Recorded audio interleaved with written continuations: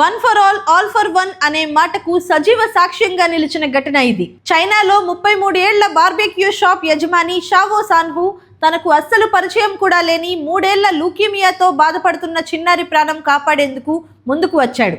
Stem cells donate చేయడానికి తన వ్యాపారాన్ని 13 రోజుల పాటు మూసివేశాడు.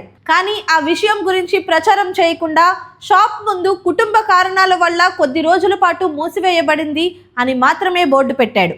తర్వాత సోషల్ మీడియాలో తాను ఎప్పుడూ చూడని చిన్నారి కోసం వెళ్తున్నానని చెప్పడంతో అతని మంచి మనసు ప్రపంచానికి తెలిసింది. స్టెమ్ సెల్స్ డొనేషన్ పూర్తి చేసి షాప్ తిరిగి ప్రారంభించిన రోజున అతనికి మద్దతుగా పెద్ద ఎత్తున ప్రజలు వచ్చారు. కొందరు ప్రత్యేకంగా ఇతర ప్రాంతాల నుంచి కూడా వచ్చి అతని షాప్ ను సపోర్ట్ చేశారు. ఇలాంటి మంచి మనసున్న వ్యక్తికి మనమందరం మద్దతు ఇవ్వాలి అంటూ స్పందించారు. ఇక్కడే one for all for one సిద్ధాంతం కనిపిస్తుంది. ఒక చిన్నారి కోసం ఓ వ్యక్తి తన సమయం, తన వ్యాపారాన్ని పక్కన పెట్టి ముందుకు వస్తే ఆ మంచి పనిని గుర్తించి సమాజం కూడా అతనికి అండగా నిలిచింది. అంటే ఒకరి కోసం అందరం, అందరి కోసం ఒక్కరం అనే భావన కేవలం మాటల్లో కాదు, చేతల్లో కూడా ఎలా ఉండాలో ఈ ఘటన చూపించింది. One for all for one అనే సిటిజన్ ఫోర్స్ నినాదం విశ్వవ్యాప్త ఉద్యమం. చైనాలో జరిగిన ఈ ఘటన అందుకు సజీవ సాక్ష్యం. అదే నినాదంతో సిటిజన్ ఫోర్స్ ఫౌండేషన్ ను స్థాపించారు పి రమేష్ బాబు.